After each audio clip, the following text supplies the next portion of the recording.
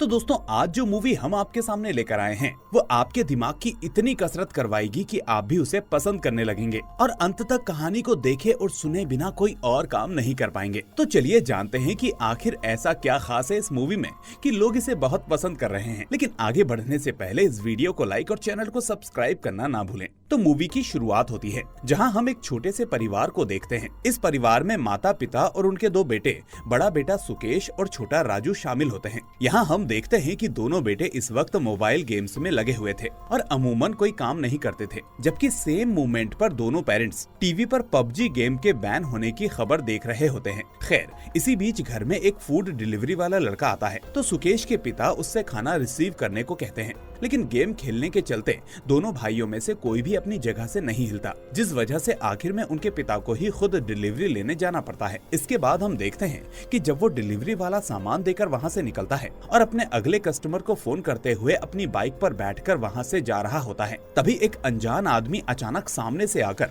उसके सर पर लोहे की रॉड से एक जोरदार हमला कर देता है, जिससे बेचारा डिलीवरी बॉय मौके पर ही मारा जाता है। अब इससे भी अजीब चीज ये होती है कि जो आदमी उस पर हमला करता है वो उसको मारने के बाद अजीब तरह से हंसता है और शर्ट उतारकर नाचता हुआ वहाँ से चला जाता है जैसे वो कोई पागल हो। इसके बाद पुलिस को खबर मिलती है और वो फौरन क्राइम स्पॉट पर पहुंच जाती है। वहाँ वैष्णवी नाम की पुलिस ऑफिसर अंदाजा लगाती है कि डिलीवरी वाले का फोन ऑन था, यानी फोन पर बात करने की वजह से उसका बैलेंस बिगड़ा होगा और नीचे गिरने की वजह से उसका सर फटते ही खून बहने से उसकी मौत हो गई होगी। इसके बाद उसकी बॉडी को पोस्टमार्टम के लिए भेज दिया जाता है और ये सीन यहीं पर एंड हो जाता है। तो दोस्तों, इस सीन से ही आपको इस मूवी की वाइब मिल गई होगी। तो मूवी का नाम है हाइड एंड सीक, जिसकी IMDb रेटिंग है 8.8 और इसे आप आहा प्लेटफॉर्म पर भी देख सकते हो, पर हिंदी में नहीं, सिर्फ तेलुगु में। अगले सीन में हम शिवा नाम के बंदे को देखते हैं जो असल में डॉक्टर बनने की पढ़ाई कर रहा होता है। अब यही वजह होती है कि उसके पास उसका एक दोस्त अपनी कजिन की रिपोर्ट लेकर आता है जिसकी तबीयत कई दिनों से खराब चल रही थी। असल में उसने अपनी कजिन को कई डॉक्टर्स को दिखाया, लेकिन इससे उसको कोई फायदा नहीं हुआ।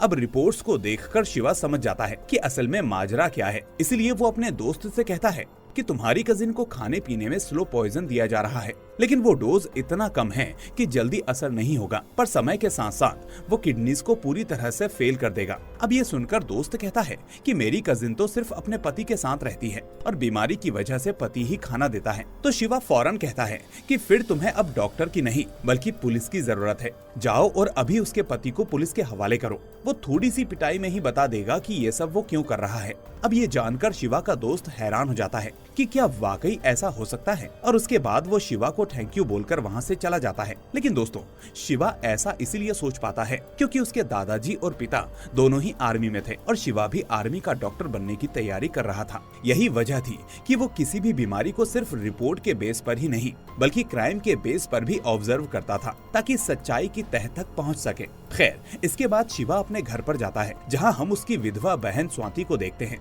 और यहाँ हमें एक और बात पता चलती है कि असल में शिवा की माँ बचपन में ही गुजर गई थी और कुछ वक्त पहले उसके पिता और जीजा की मौत एक आतंकी हमले में हो गई थी, जिसके बाद शिवा ही अपनी प्रेग्नेंट बहन के साथ रहता है और दोनों एक दूसरे का अच्छे से ख्याल भी रखते हैं। अब जैसा कि मैंने बताया कि शिवा का सपना मिलिट्री डॉक्टर बनने का होता है, लेकिन स्वाति इसके लिए तैयार नहीं होती क्योंकि पिता और पति को खोने के बाद वो नहीं चाहती कि उसका भाई भी इस काम में जाए। लेकिन शिवा का जुनून है कि वो मिलिट्री में जाए, इसलिए वो स्वाति से छुपकर प्रिपरेशन करता रहता है। अब थोड़ी देर के बाद शिवा के घर उसकी गर्लफ्रेंड वर्षा आती है जिसके पास खुशखबरी होती है। वो कहती है कि मेरे पिता हम दोनों की शादी के लिए मान गए हैं और उन्होंने कहा है कि जैसे ही हम एक बार अच्छे से सेटल हो जाएंगे वैसे ही हमारी शादी करवा देंगे। तो ये सुनकर अब शिवा और स्वाति खुश हो जाते हैं, लेकिन तभी सीन शिफ्ट होता है और दूसरी तरफ हम देखते हैं कि पुलिस स्टेशन में एक लड़के को लाया जाता है जिसने अचानक एक होटल में कई लोगों पर पत्थर से हमला कर दिया था और वो कुछ ऐसे बिहेव कर रहा था जैसे मानो उसे कोई दौरा पड़ रहा हो। इसके बाद जब पुलिस वाले उससे इस बारे में पूछते हैं तो वो कुछ बताने को तैयार नहीं होता,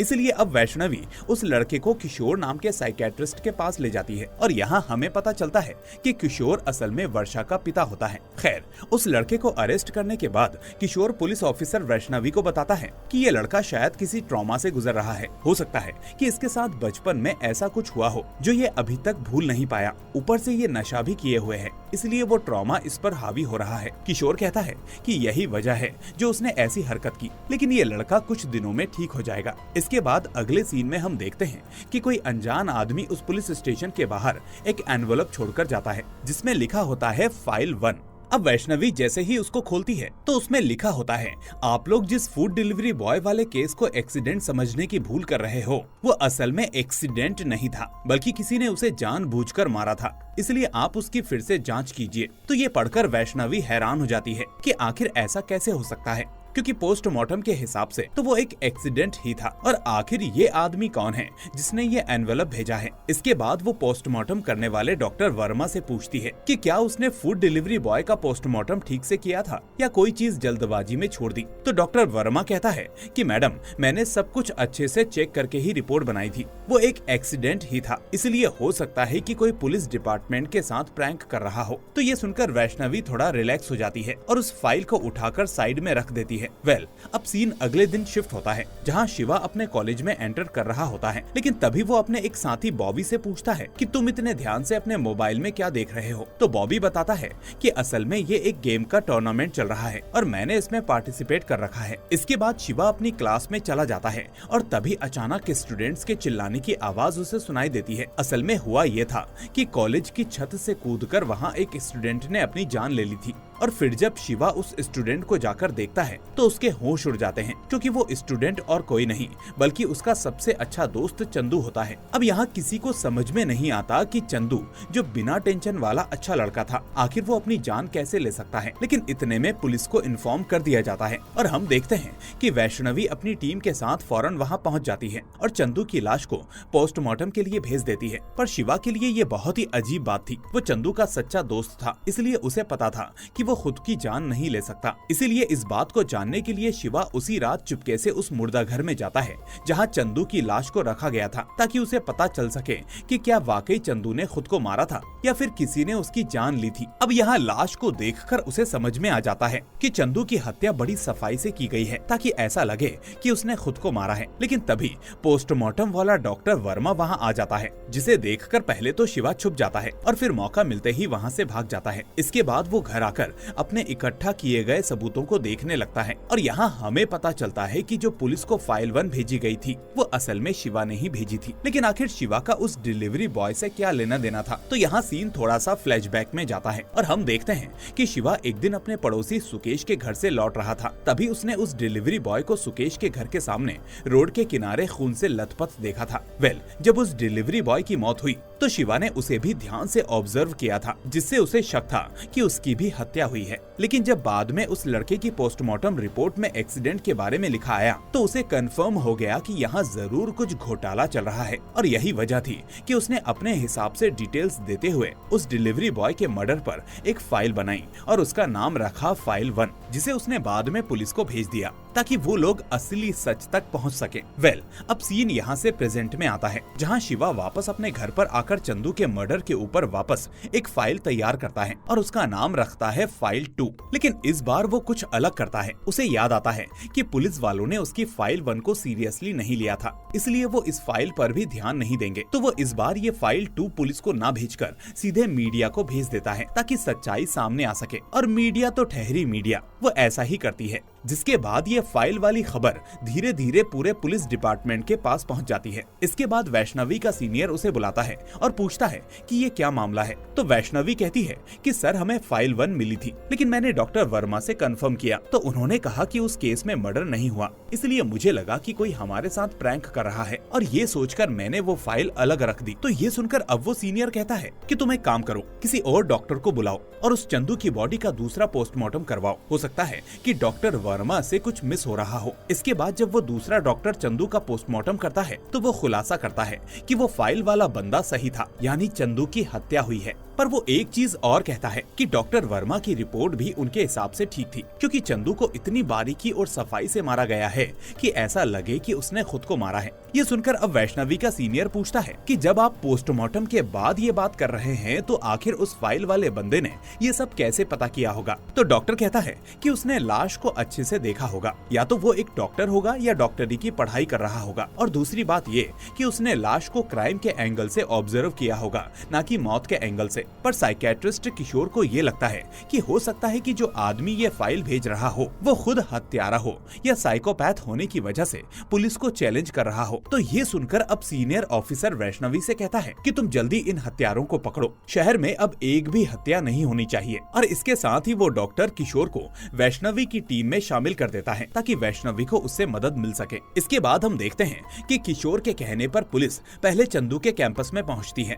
और वहां से अपनी छानबीन शुरू करती है। इसी बीच पुलिस को ग्राउंड में एक रॉड मिलती है जो देखने में एक एंटीक पीस लग रही थी। अब जैसे ही पुलिस उसको सबूत के तौर पर अपने पास रखती है तो ठीक उसी मोमेंट पर शिवा चुपके से उस रॉड की फोटो खींच लेता है। लेकिन इसके बाद जब उस रॉड को लैब में लाया जाता है तो सभी ये देखकर हैरान हो जाते हैं कि उस रॉड पर असल में चंदू के ही फिंगरप्रिंट्स होते हैं। इसके बाद हम देखते हैं कि वैष्णवी चंदू के सभी दोस्तों से उस रॉड के बारे में पूछने जाती है, लेकिन वहाँ उसे पता चलता है कि किसी ने भी चंदू के पास पहले वो रॉड कभी नहीं देखी। अब ये पता चलने पर वैष्णवी का दिमाग ठनक जाता है और फिर उसे याद आता है कि असल में वो रॉड कोई सिंपल रॉड नहीं बल्कि वो एक एंटीक पीस है। इसलिए इसके बाद वैष्णवी एक आर्कियोलॉजिस्ट विश्वेश के पास जाती है जो उसे इस रॉड के बारे में बता सकता था। यहाँ पहुंचकर वो उसे उस रॉड का फोटो दिखाती है तो विश्वेश उसे बताता है कि ये रॉड सिर्फ एक सिंगल पीस नहीं है बल्कि असल में इसके 3 हिस्से मौजूद हैं और इस रॉड का नाम है हाथीगढ़। वो बताता है कि दरअसल काफी समय पहले एक राजा के राज्य में उसकी प्रजा के लोगों की अचानक से मौत होने लगी थी, लेकिन कोई नहीं जानता था कि असली कातिल कौन है। इसी बीच राजा ने भी इस कत्लेआम पर कोई ज्यादा ध्यान नहीं दिया,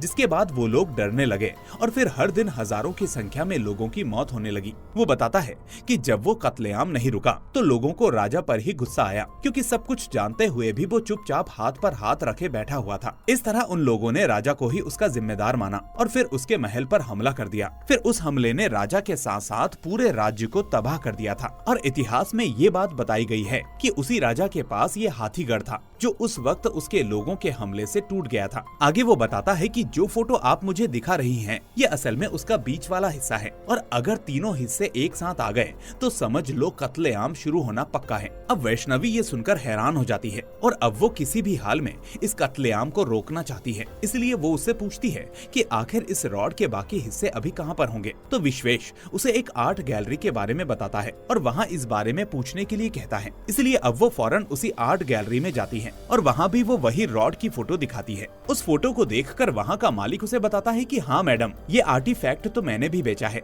तो वैष्णवी पूछती है कि क्या उस आदमी का नाम और पता मिल सकता है। तो वो कहता है कि नहीं मैडम, हम इन चीजों के लिए लोगों का नाम और पता नहीं रखते। तो वो पूछती है कि क्या उसकी शक्ल या हुलिया याद है। फिर वो आदमी कहता है कि नहीं मैडम, क्योंकि उसने अपने चेहरे पर मास्क पहना हुआ था। हाँ, लेकिन उसके गले में एक स्टेथोस्कोप था, वही जो डॉक्टर अपने साथ लेकर घूमते हैं। अब वैष्णवी को यहाँ से लीड मिल जाती है और वो आगे की इन्वेस्टिगेशन के लिए वहाँ से चली जाती है। लेकिन उसके जाते ही हम शिवा को वहाँ आता हुआ देखते हैं, क्योंकि वो भी अपने तरीके से इस केस की छानबीन में लगा हुआ था और उसे भी अपनी इन्वेस्टिगेशन में इस हाथीगढ़ के बारे में पता चल चुका था। खैर, अब वो आर्ट गैलरी वाला आदमी शिवा को भी यही सब कुछ बताता है जो थोड़ी देर पहले उसने पुलिस वालों को बताया था। लेकिन शिवा को वो स्टेथोस्कोप वाली बात सुनकर थोड़ा अटपटा सा लगता है, लेकिन फिर भी वो उससे पूछता है कि उस रॉड को खरीदने वाला आदमी अकेले आया था या किसी के साथ। तो वो आदमी शिवा को बताता है कि वो लड़का असल में अकेला था और वो एक ओमनी एम्बुलेंस में आया था। ये सुनते ही शिवा वहाँ से निकल जाता है और वो भी अब आगे की छानबीन में लग जाता है। यानी एक तरफ पुलिस वाले उस कातिल को ढूंढ रहे थे और दूसरी तरफ शिवा भी उसे ढूंढने में लगा हुआ था। फिर हम देखते हैं कि अगले दिन शिवा से मिलने के लिए उसकी फ्रेंड सपना आती है जो शिवा से दिल से प्यार करती थी। लेकिन यहाँ हम देखते हैं कि शिवा एक बार फिर से उसे बता देता है कि हमारे बीच कभी कुछ नहीं हो सकता, क्योंकि मैं वर्षा से प्यार करता हूँ और उसी के साथ अपनी जिंदगी बिताना चाहता हूँ। जिसे सुनकर सपना वहाँ से थोड़ा दुखी होकर चली जाती है। इसके बाद शिवा सपना के भाई सूर्या से मिलने के लिए जाता है जो कि एक गेम डेवलपर होता है और वो शिवा का अच्छा खासा दोस्त भी होता है। अब शिवा उसे सपना के बारे में सब कुछ बताता है और उसे समझाने के लिए कहता है। वो कहता है कि सपना बहुत अच्छी लड़की है और दिल से साफ है, लेकिन मैंने अपनी जिंदगी के लिए किसी और को चुन लिया है, इसलिए तुम सपना को समझाओ, क्योंकि वो अगर उम्मीद लगाकर बैठी रही तो उसके लिए ठीक नहीं होगा। इधर शाम को वैष्णवी अपनी टीम के साथ पेट्रोलिंग पर होती है और उस कातिल को ढूंढ रही होती है। वहीं हम देखते हैं कि दूसरी तरफ सपना भी अपने घर जा रही थी, लेकिन तभी एक अनजान आदमी वहां आ जाता है और वो सपना को जान से मार देता है। अब at the same time Shiva भी वहाँ से गुजर रहा होता है, जो सपना पर हुए इस हमले को अपनी आंखों से देख लेता है। अब शिवा को देखकर वो कातिल भागने लगता है और शिवा उसका पीछा करने में लग जाता है। इधर वैष्णवी भी अपनी टीम के साथ क्राइम सीन पर पहुंच जाती है, जहां उसे क्राइम सीन पर शिवा की बाइक और हाथीगढ़ का एक दूसरा टुकड़ा भी मिल जाता है। अब शिवा की बाइक देखने के बाद वैष्णवी जब बाइक के ओनर की डिटेल्स निकलवाती है तो उसके सामने शिवा का नाम आता है, जिसके बाद अब वो शिवा को ही असली कातिल मान लेती है। उसकी एक वजह ये भी थी कि उस आर्टिफैक्ट बेचने वाले आदमी ने कहा था कि उस आदमी ने अपने गले में स्टेथोस्कोप लटका रखा था, और अब जब वैष्णवी को पता चलता है कि शिवा एक डॉक्टर है तो उसका शक अब यकीन में बदल जाता है कि शिवा ही असली कातिल होगा और सपना और चंदू का कातिल कोई और नहीं बल्कि शिवा ही है। इधर शिवा जब उस कातिल को पकड़ नहीं पाता तो सपना के पास वापस आने लगता है, लेकिन क्राइम सीन पर इतने सारे पुलिस वालों को देखकर वो एकदम से रुक जाता है और अब वो समझ जाता है कि पुलिस वाले मुझे ही कातिल समझेंगे क्योंकि मेरी बाइक इन लोगों के हाथ में लग चुकी है। इसलिए वो ये सोचकर वहाँ से भाग जाता है। उधर वैष्णवी पूरी फोर्स के साथ शिवा के घर पहुँच जाती है, जहाँ उसे शिवा की बहन स्वाति मिलती है। फिर जब स्वाति को ये सब पता चलता है तो वो कहती है कि मैडम,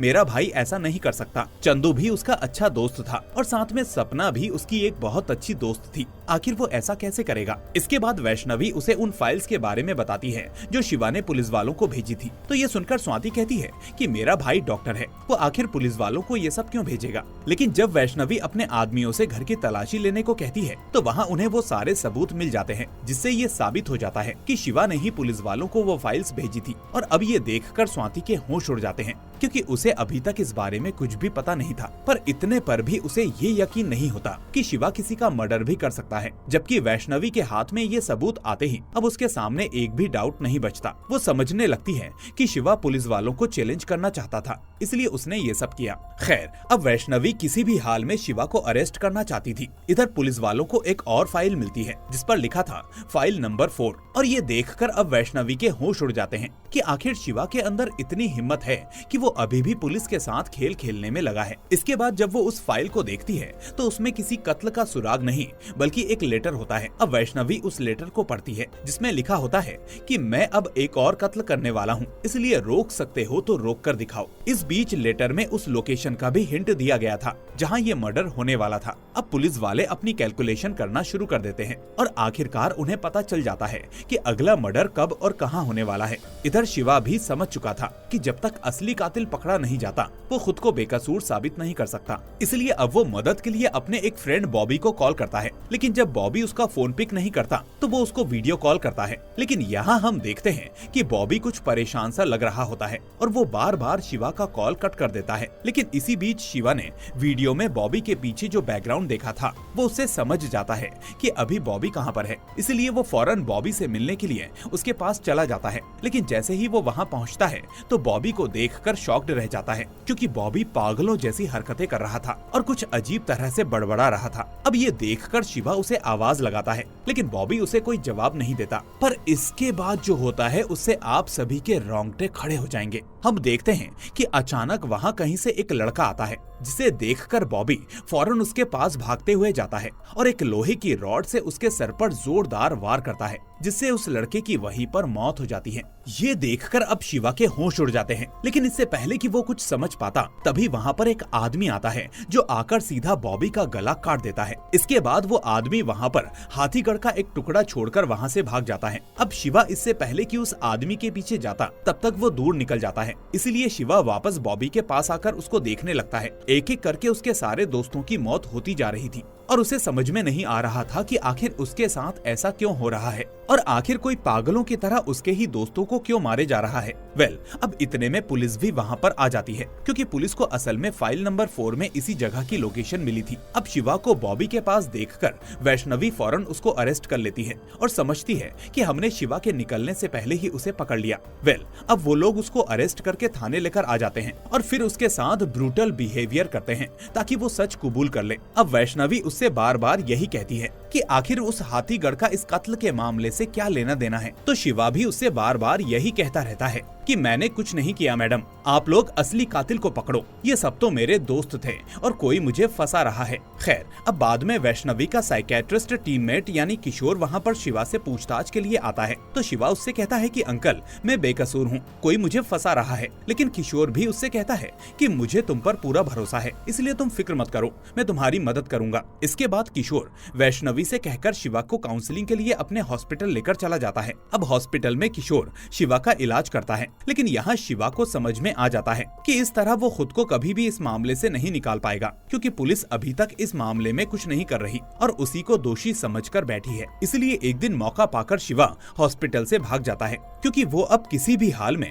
खुद को बेकसूर साबित करना चाहता था। खैर, अब वो वहाँ से भाग तो आता है, लेकिन समझ नहीं पाता कि सबसे पहले कहाँ जाए। और तभी उसे कुछ याद आता है और वो सबसे पहले उस आर्ट गैलरी वाले बंदे के पास जाता है, ताकि हाथीगढ़ खरीदने वाले के बारे में कुछ और जानकारी हासिल कर सके। लेकिन यहाँ फिर से एक नया ट्विस्ट आ जाता है, क्योंकि उसके पहुँचने से पहले ही किसी ने उस बंदे को जिंदा कुर्सी पर बांधकर जला दिया था। अब शिवा वहाँ से भाग जाता है, लेकिन वैष्णवी अपनी पूरी टीम के साथ वहाँ पहुँच जाती है। और अब वैष्णवी को लगता है कि शिवा ने ही हॉस्पिटल से भागकर अपने सबूत मिटाने के लिए इसे मारा होगा। इसलिए अब वो शिवा को पकड़ने के लिए एक प्लान बनाती है और प्लान के मुताबिक शिवा की बहन को अरेस्ट करके हॉस्पिटल लेकर जाने लगती है। अब चूंकि स्वाति प्रेग्नेंट थी, इसलिए वैष्णवी को यकीन था कि अपनी बहन के बारे में सुनकर शिवा उससे मिलने के लिए जरूर आएगा। लेकिन जब पुलिस वाले स्वाति को लेकर हॉस्पिटल जा रहे होते हैं, तभी एक ओमिनी एम्बुलेंस उनकी गाड़ी को टक्कर मार देती है। और यहाँ हम देखते हैं कि इस एम्बुलेंस का ड्राइवर वही आदमी था जिसने सपना और बॉबी का मर्डर किया था।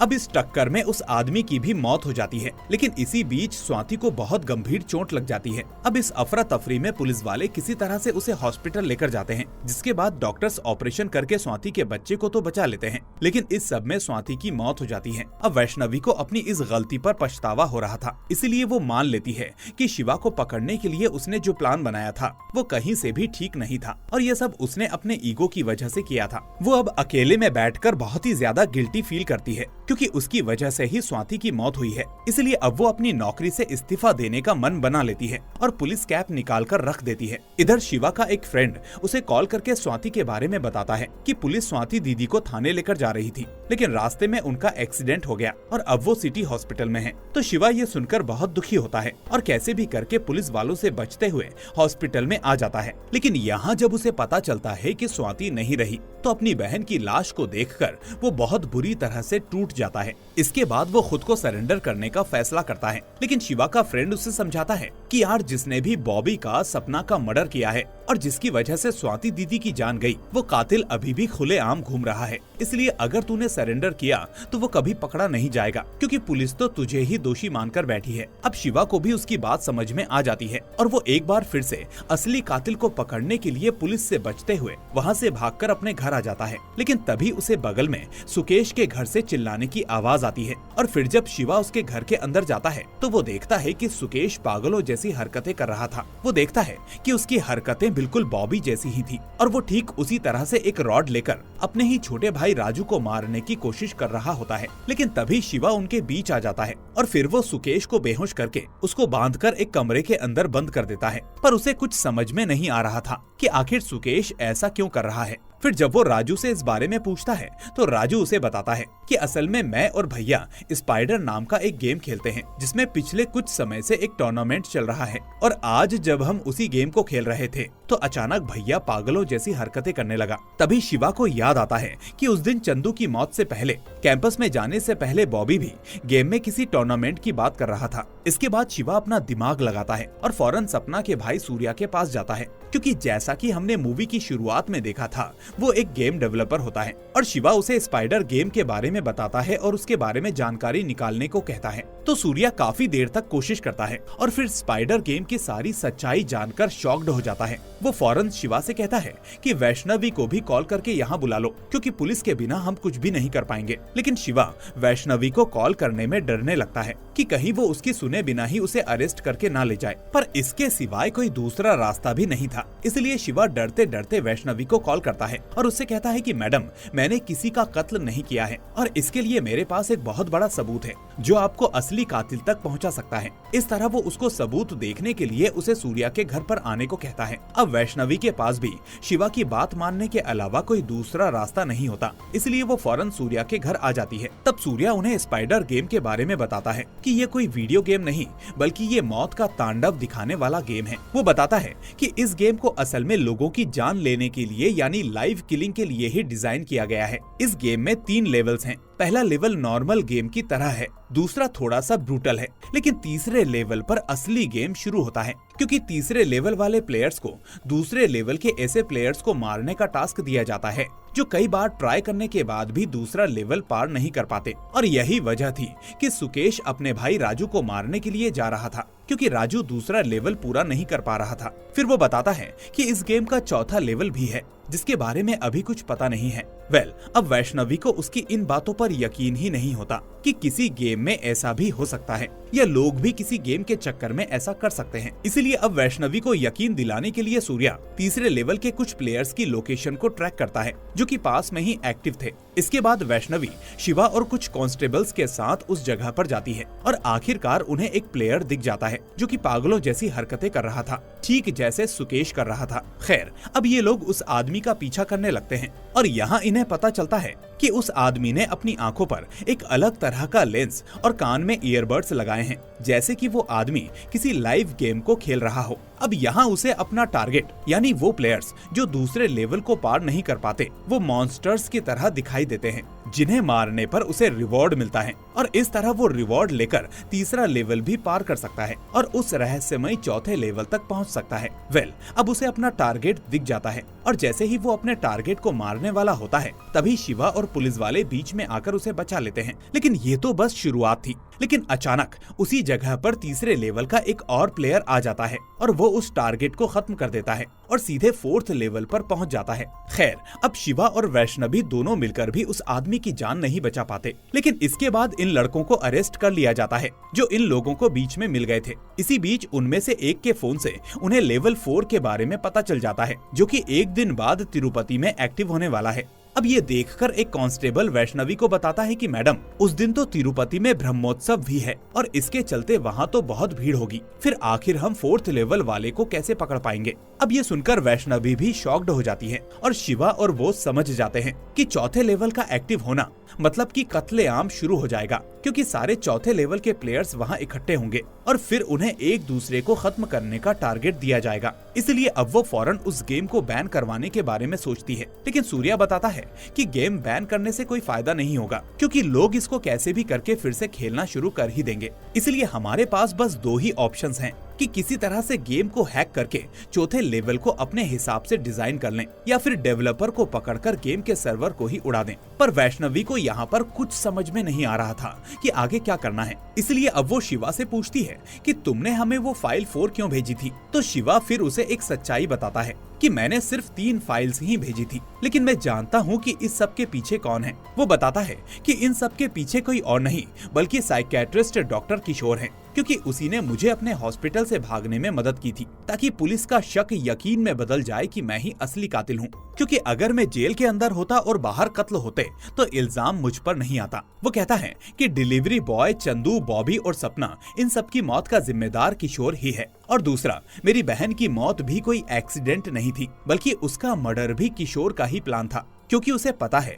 कि लोगों को हिप्नोटाइज करके कत्ल कैसे करवाना है। अब ये सब कुछ सुनकर वैष्णवी भी हैरान हो जाती है और कहती है कि किशोर तो कई दिनों से हमारे साथ भी नहीं आ रहा। तब शिवा उसे बताता है कि फिलहाल किशोर मेरे कब्जे में है, इसलिए वो ऐसा नहीं कर पा रहा। इसके बाद वो वैष्णवी को लेकर किशोर के पास जाता है। तब किशोर वैष्णवी के सामने सारी सच्चाई बताता है कि आखिर उसने इस पूरे कांड में शिवा को क्यों फंसाया। दरअसल शिवा कभी भी उसके प्लान का हिस्सा था ही नहीं, लेकिन शिवा ने पुलिस को फाइल 1 भेजकर बता दिया था कि डिलीवरी बॉय की मौत एक्सीडेंट नहीं बल्कि मर्डर है, और किशोर को ये बात पता चल गई थी। इसलिए उसने शिवा को ही इन सारे कत्ल के इल्जाम में फंसाने का प्लान बनाया था। वैष्णवी उससे पूछती है कि आखिर तुम ये सब कुछ क्यों कर रहे हो? तो किशोर उन्हें बताता है कि वो पाकिस्तान के एक आतंकवादी संगठन का मेंबर है और उसने कई सालों तक उनके साथ ट्रेनिंग ली है, लेकिन कई सालों से किशोर को कोई मिशन नहीं मिला था। तो इंडिया में यूथ को बर्बाद करने के लिए उसने खुद ही एक मिशन प्लान किया। उसने पहले एक वीडियो गेम बनाकर यूथ को उसकी आदत डलवाई और फिर धीरे धीरे सभी को कातिल बना दिया। वो वैष्णवी से कहता है कि तुम मेरे साथ कुछ भी कर लो, लेकिन कल तिरुपति में कत्लेआम होकर ही रहेगा। इसके बाद वैष्णवी सूर्या और शिवा के साथ मिलकर कत्लेआम रोकने का प्लान बनाती है। अब वो लोग हैदराबाद में एक सॉफ्टवेयर कंपनी से कांटेक्ट करके स्पाइडर गेम के सर्वर को डिलीट करने के लिए बोलती है, लेकिन उनसे भी ये काम नहीं हो पा रहा था। तब शिवा एक नया प्लान बनाता है और वो सॉफ्टवेयर कंपनी वालों से कहता है कि लेवल 4 रीडिजाइन करो और मुझे सारे प्लेयर्स का टारगेट बना दो। फिर अगले दिन शिवा एक पूरी टीम के साथ तिरुपति जाता है और वो लोग एक बस के अंदर बेहोश करने वाली गैस भर देते हैं। इसी बीच जैसे ही वो लेवल 4 लॉन्च होता है तो सारे प्लेयर्स शिवा को मारने के लिए आते हैं, लेकिन शिवा मास्क लगाकर बस के अंदर ही छुप जाता है और प्लेयर्स बस के अंदर आते ही बेहोश हो जाते हैं। इसके बाद उन सभी को ट्रीटमेंट के लिए भेज दिया जाता है। दरअसल वो सारे प्लेयर्स गेम की लत में असली दुनिया को ही भूल चुके थे। अब एक काबिल मनोवैज्ञानिक डॉक्टर के पास उन सबका इलाज शुरू हो जाता है और इधर अब शिवा भी इस तरह अपनी बेगुनाही साबित कर देता है। इसके बाद सबसे आखिरी में हम देखते हैं कि वर्षा शिवा के पास आती है और उसकी गोद में शिवा की बहन स्वाति का बच्चा होता है, जिसके बाद शिवा भी वर्षा के साथ अपनी जिंदगी में वापस चला जाता है और इसी के साथ ये मूवी भी यहीं पर एंड हो जाती है। तो दोस्तों ये मूवी आपको कैसी लगी मुझे कमेंट करके जरूर बताएं। साथ ही अगर आपके आसपास कोई गेम एडिक्ट बच्चा, आदमी या लोग हैं तो उनके घर वालों के साथ इस मूवी को शेयर जरूर करें। लेकिन उससे पहले इस वीडियो को लाइक और चैनल को सब्सक्राइब करके नोटिफिकेशन बेल को भी दबा दें ताकि आने वाली वीडियो भी आपसे मिस ना हो। अब मैं मिलूंगा आपसे अगली ऐसी ही शानदार मूवी के साथ। Till then take care and thanks for watching.